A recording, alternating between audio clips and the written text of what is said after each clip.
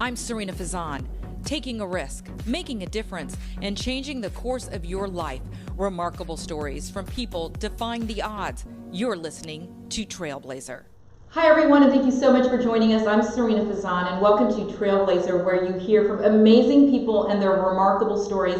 I am so thrilled to invite Judge Michelle Sisco and her father, Paul Peden, Restaurant King. I know, very humble and modest though. Yeah. So I have to tell you, Paul, let me tell the audience first. I'm doing a very special edition for Father's Day. So this is a special Father Editions podcast and talking about, do fathers really influence their daughters? And is there something about the father-daughter, mother-son contact? And I know I'm talking a lot, but I have to start with telling everybody this story. I don't care if you're 10, if you're 20, if you're 30, 40, 50, you always have that rock star of a person. Well, Paul, your daughter is my rock star. I'm like, Judge Michelle Sisco, oh my gosh, you're so cool. Will you please be on my podcast and talk about Law and Order? And she said no. I said no. She said no. But we are going to talk a little bit about that. But so I see her at Target and she said, hey, would you consider doing a podcast maybe with me and my dad on Father's Day? And I thought that spoke volumes, that she would be willing to do a podcast with you that clearly shows that you are so special in her life. Taking that chance. It is true. You are so special. You are. And so let me ask you, before we get started into the questions, just give us a highlight of what you both do. Well, I guess I'll start. So I am a circuit court judge here in Tampa, and I've been on the bench now for 18 years, which is pretty unbelievable.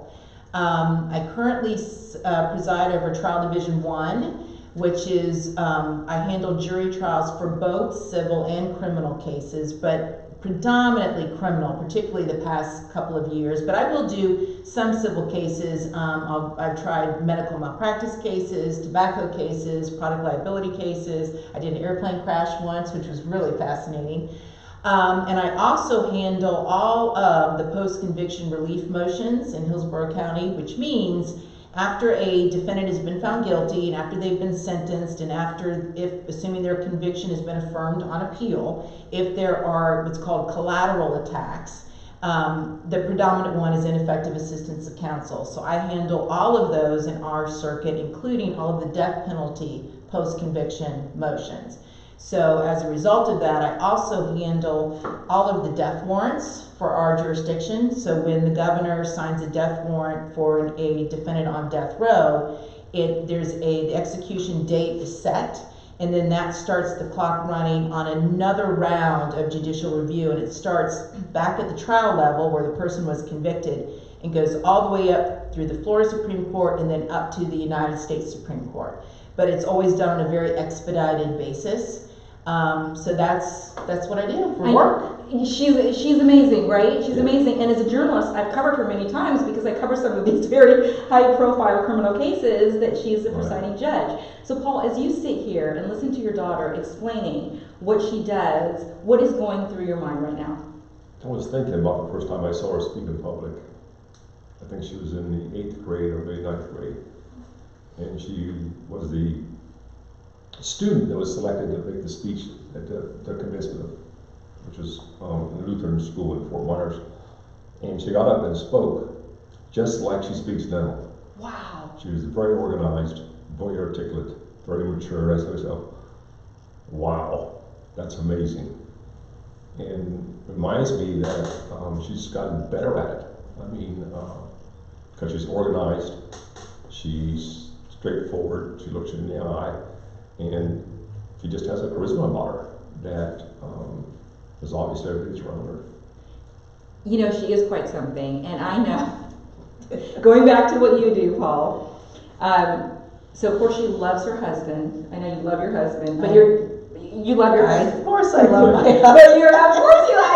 But your dad is like your rock star, right? He's had, I would say it's my dad has had such an incredible influence on me, particularly with regards to my work ethic and my, I guess, kind of bravery in deciding to go for it at times, you know, and And one thing I've learned from him is I never give up. And I learned that from him. He never gives up. He never gives up. And so kind of that tenacity and that doggedness, and even in times of challenge or difficulty or stress or tragedy or whatever it is, there's always the next day. You pick yourself up. Plan A doesn't work, you work plan B. If plan B doesn't work, you work plan C. And you just keep working the problem until you get to wherever it is you're trying to go. And that's something I've learned from him. And I want to get to what you do, but also I think that you choose a great partner because your dad gives you a great example. Absolutely. Yeah, absolutely. Absolutely. And so I want to get back to that. But Paul, so we still have not heard, you are a restaurant king. Tell us about your business. I was Googling you, and seriously, I know you're very humble, but please share about Rib City, your connection to Tampa. I'm a restaurant person. That's what I do primarily. But I went to college here in South Florida, got my degree in business, and while I was in school, I worked at Peden Steakhouse for 2 years as a waiter. So I got an idea about the restaurant business, but also my family at the time, my wife his father had a restaurant business. So after I graduated, I went to work with him for a while because he was having bad health and failed, and he passed away, and I was very young. And the thing that I remember mostly about the time was that he ran his business out of his back pocket. He didn't really run a P&L kind of mentality. He had a cash flow, black book in his back pocket. So he always knew where he was in terms of the business, because if you had cash and money, this was 50 years ago now, you had success. Mm-hmm. And he didn't get a P&L done until 3 months later after the end of the fiscal year, so, which is great if you're in control. But when he passed away, the black book disappeared with him.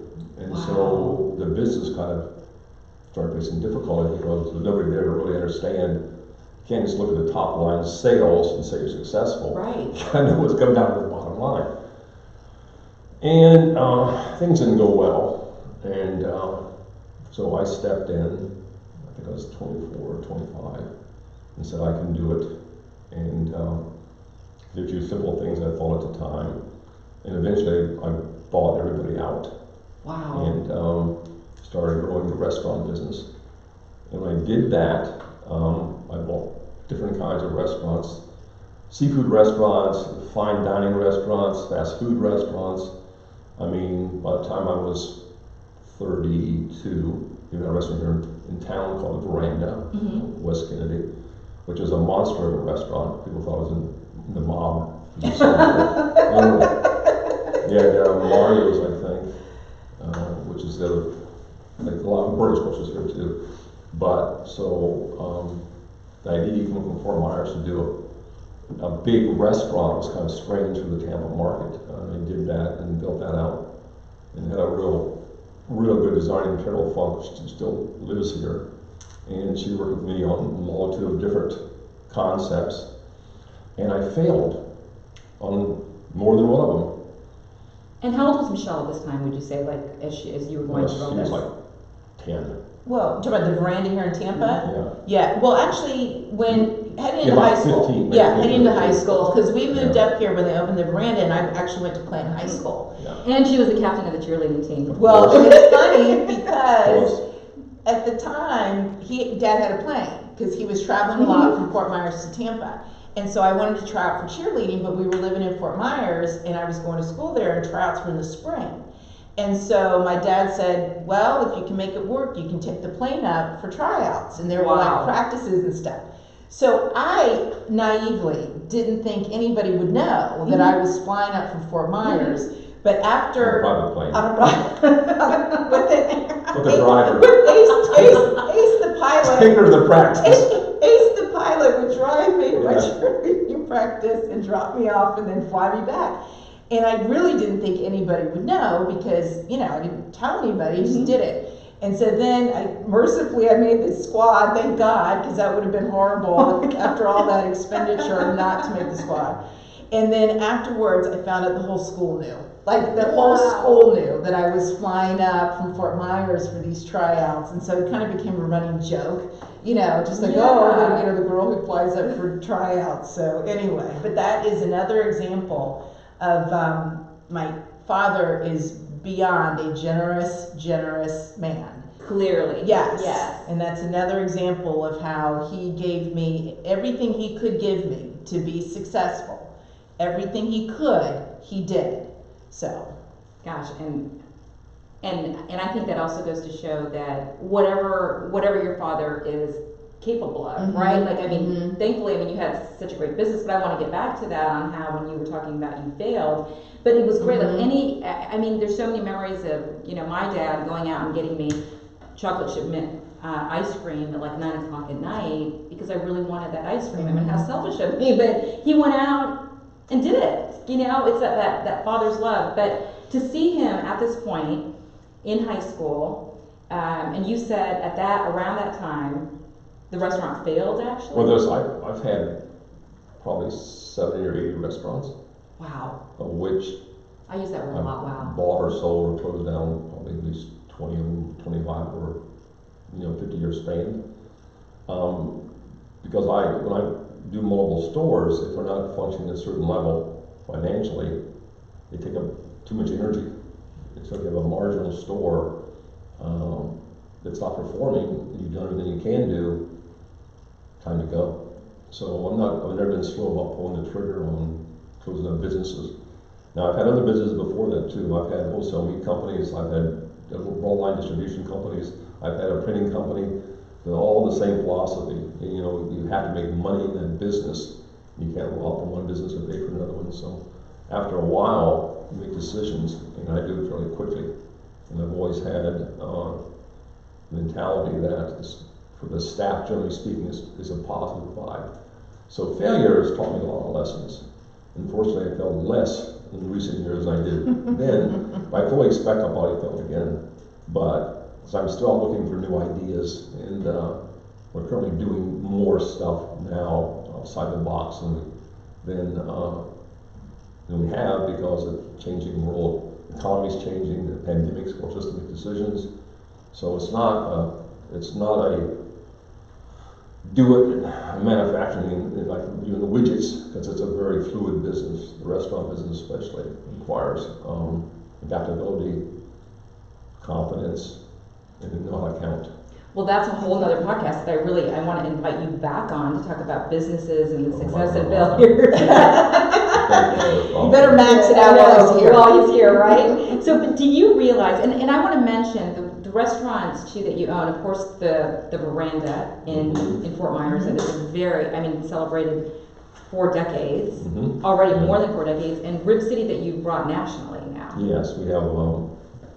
We have restaurants in 5 states. Of course, our franchises, which are like having 15 girlfriends because they're all different and require attention, though. So you can do that business franchising, but for me, it's better off for us to expand and own the properties. After 10 years of doing franchising, the energy going into it doesn't always return back. Because you're in business for basically one reason. You know, if you're a moral person and you're honest and don't break any government rules, you're there to make money. So you can share with your employees in a way too that pulls them all together. And if you have a common goal and you lay it out and you talk to them, you get them drawn into your ideas, and away you go. So a lot of times I have ideas that aren't good, and I get talked out of them. But it takes somebody to talk me out of it, because I have a history and I have an idea about what I want to accomplish. But even today, when I have a meeting, I can be talked out of some great idea I had. So I'm not possessive about that. I'm not the kind of guy that my way or the highway doesn't go like that. Unless you lie to me or steal from me. Those are 2 things you can't do. Did you realize, like, as you were laying all these foundations down and these principles down and these amazing influences down, that your daughter was watching every step? Did you realize No, I didn't really think about that. I mean, but obviously that's what happens in families. But Michelle was very easy because she was always a step ahead of me. I mean, once or twice, maybe I had to say something to her that I thought maybe it'd be a different direction she'd take, and she'd listen or not listen, but she's always been a very strong person and very disciplined, and has always been, she would call a rock star. That's just the facts. But she's well-grounded too. most moral person I know. That's what makes her such a great judge, you know? Also driven. There aren't enough adjectives to say other good things about her. There's very few, and very few that you describe anything that would be negative. Is there, when I asked your dad that question, were you, you know, as a child, as a teenager, were you watching and learning? I love that saying when they say, you know, your children are always watching. Yes. So, did you know consciously what a rock star your, you know, like the influences your dad had, or do you think you realized that later in life? I always knew he worked very hard, and I always knew he was very dedicated to his job. And the one thing that I remember growing up is that my dad really placed a premium on understanding the value of a dollar. And even though he was successful and we had a comfortable life, I never, even though he flew me on a plane, I always felt kind of deprived growing up somehow. Like somehow he kind of tricked us into feeling like, well, if only things could be a little bit better. I know, it was a very interesting trick, but what he did was he made us work. And so even when I was like maybe 10, I think I remember 10, 11, young, on the weekends, he would take us in to the restaurants and I would have to vacuum. And so he would make us vacuum, and not because now in retrospect I know, not because it needed to be vacuumed, but it was a matter of making us go in and contribute and do something. And I have a distinct memory of at the veranda in Fort Myers, he'd make me vacuum the stairs. And again, I don't think the stairs needed vacuuming, but it was particularly challenging because I was like 10 and the vacuum cleaner's heavy, and I'd go up the stairs, I'd vacuum one, I'm like, oh, I gotta go up more, and I'd vacuum again. And I think now I realize really what he was doing was trying to make me understand that none of this happens without hard work. None of it does.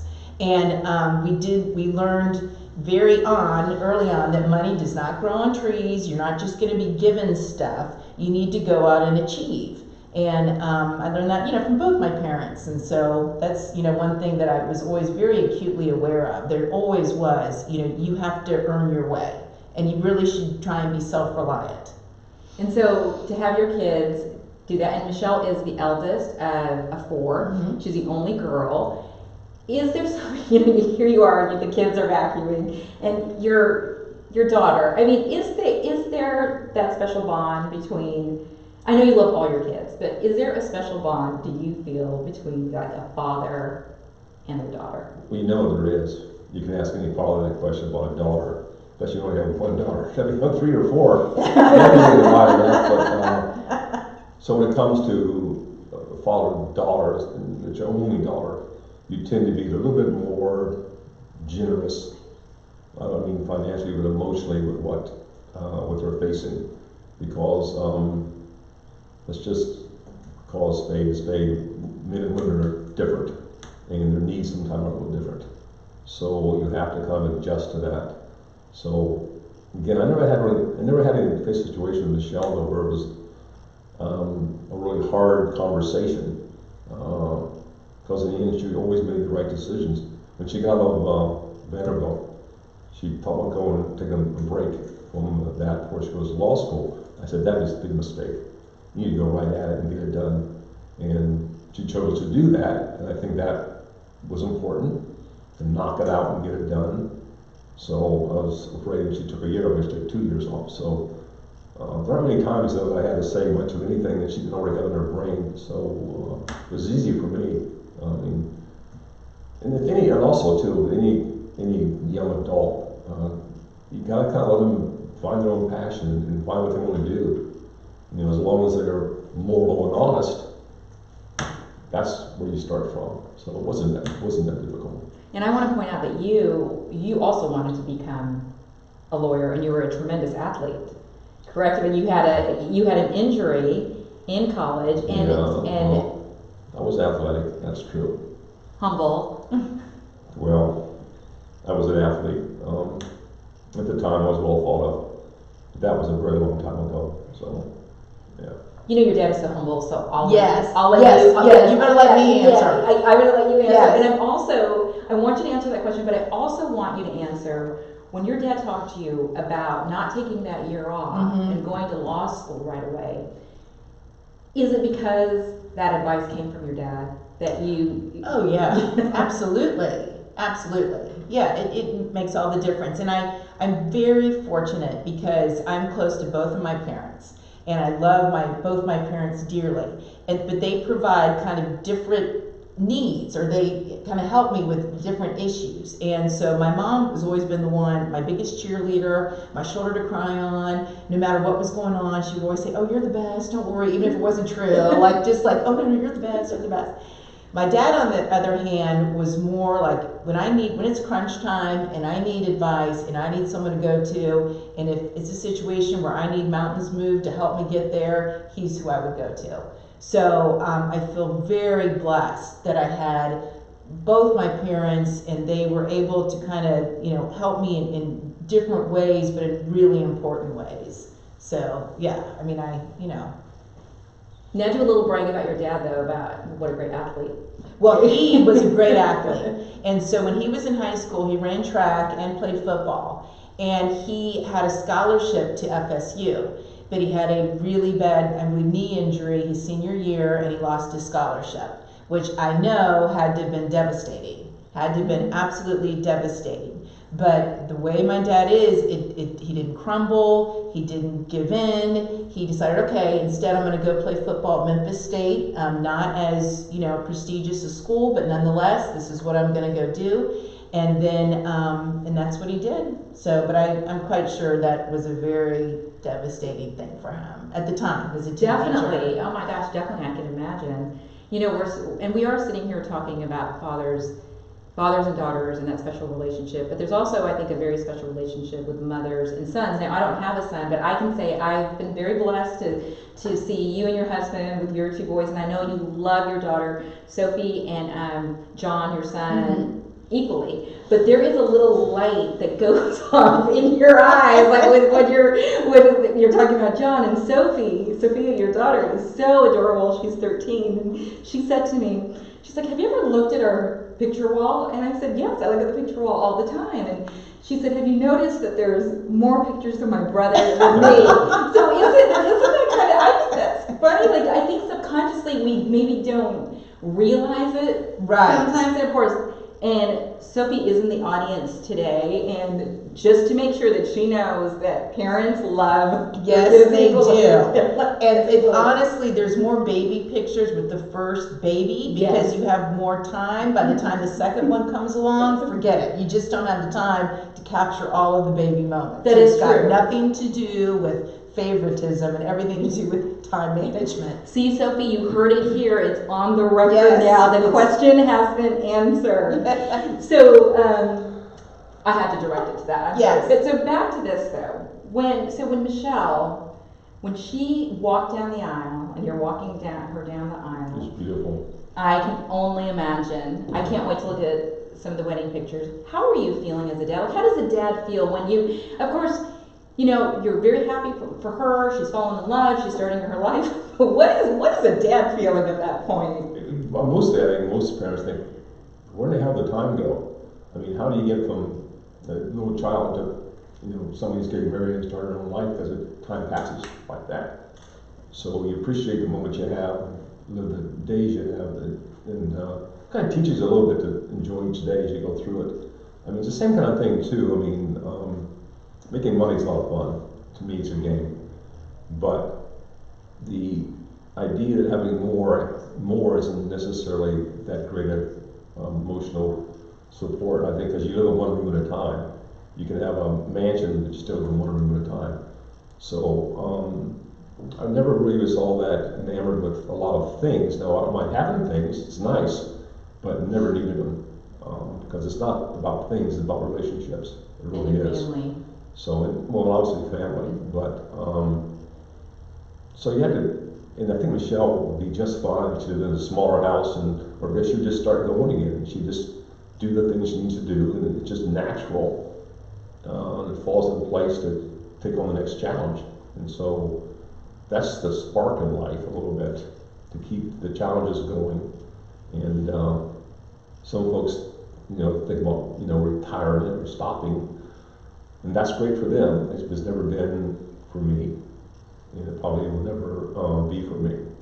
So. Does your dad continue to influence you just as much as he did when you were a young girl? To this Oh day? yeah, absolutely. And I still go to him for advice. And so, and I don't know if this is the appropriate time or not, but I do have a very distinctive memory. Yes, and I wanted to ask you. All right. Yes. Yes. What is your distinctive or favorite memory? of My your dad? favorite memory of with my dad was when we were growing up. We used to go to Montana every summer, and it was a wonderful place to go for the summer. And basically, we would go to this ranch, and it was on Flathead Lake. It was the Flathead Lake Lodge is where we go, and we go every summer. And so we go with the same families, and so it always felt like coming home to a certain extent. And it was really great as a kid because I wouldn't see my parents except at dinner time. Like I would, we'd be off doing whatever, riding horses, swimming, whatever, and then we see them, at dinner time. Okay, and then so one day we'd always go whitewater rafting. And so one day we were going to go whitewater rafting, and it was kind of cold and drizzly out, and so most of the group didn't want to go, but I still wanted to go. And so my dad probably didn't want to go, but said, okay, if you want to go, I'll take you. And then one other father and his son wanted to go, so it was the four of us. So we started heading down the road, and the other little boy, all of a sudden he got sick. And so we pulled the car over to the side of the road, and then he gets sick, he's out of the car, and then everyone gets out of the car, and then I don't think my dad was driving, I think Mr. Gaffin was driving. I can't remember, I think it was the other father that was driving. So we had these beach towels in the trunk, so he went to get the beach towels out to help clean up, and he locked the keys in the trunk. Oh no. So we're on the side of this highway in Montana, we're not that far from the ranch, we probably could have walked back, and so most people would have said, okay, this day's over, forget it, we're not going to go whitewater rafting. And so instead, my dad said, okay, everyone stick out your thumbs. I'm like, what are we doing? And he's like, we're going to hitchhike and see if we can't get a ride down to go whitewater rafting. It gets better. So I'm like, okay. So we start hitchhiking. And a pickup truck driven by some very nice Native Americans picked us up, and they're like, hey, drop in the back, where are you going? They said, well, we're going to go to Whitefish to go whitewater rafting. They're like, yeah, we'll take you there. So we all hopped in the back of the bed of the pickup truck, and all of a sudden the sun came out. And I'm like, this day's turning around. This is going to be great. So we go to Whitefish, we go whitewater rafting. And it was so much fun. We had a great day on the water. The rapids were running really high. The sun was out. It was awesome. And so then when we got done, we went back to Whitefish, and I think we maybe were taken to a bar. I'm not sure. But my dad... Times have changed. Yes, exactly. So my dad and Mr. Gaffin, I think we met some other people on the rafting trip. They said, hey, come back. And then they're like, why don't you come back to our house? And we live on another lake, and we can go water skiing. And so I said, okay, great. And so we went water skiing, and we had a fantastic day. And that has left such an impression on me, because that was a day that could have been disastrous. It could have been over, but instead, it turned into one of my best memories. And it's all about, plan A didn't work out, so what's plan B? We'll hitchhike, and then we'll go whitewater rafting, and then we'll go water skiing. And it just left such a vivid impression about not really just giving up with the first difficulty or sign of trouble. Like, maybe there's a way to maneuver around this and make it a great day. And it was a great day. Paul, do you know that was her favorite memory of you today? No. So today is the first time that you Yes, heard yeah. that this is her favorite memory of you. So how is it making you feel right now? And do you remember that day? Yeah, I do remember how she brought it up. But I think what she's saying is absolutely true. I mean, there's the A plan, the B plan, and then there's the C plan. I mean, any given day, I think you prepare for that. I mean, just adjusting and keep moving forward. I mean, you can stop, and you can give up, but what's the fun in that? So I think you get personal accomplishment out of doing things that are a little more difficult and challenging. I mean, if you're given everything, I don't think that's near as fulfilling as figuring out a way to make it happen for yourself. Totally So agree. it's kind of the same thing a little bit, the whole idea of it. So my philosophy is a little different than some people, but I think if you're on good people and moral people and honest people, and you're the same mentality, that it's going to work out, and you keep pushing. And I don't think people are attracted necessarily to people that have wealth. They're attracted to people that have a certain attitude. To admire it, and it's certainly wonderful if you have a great wealth. But at the end of the day, you can't take it with you, and what are you doing with it anyway? So just a lifestyle is a little different expectation. Some people strive to just make money, and certainly that's important, but I think there's a lot more to life than that. Well, I want to ask you, if you don't mind sharing some advice, and for you too, Michelle. You and I are both very blessed that we have great dads, and I look up to my dad. I'm just thinking about him sometimes makes me want to cry, because I just love him so much.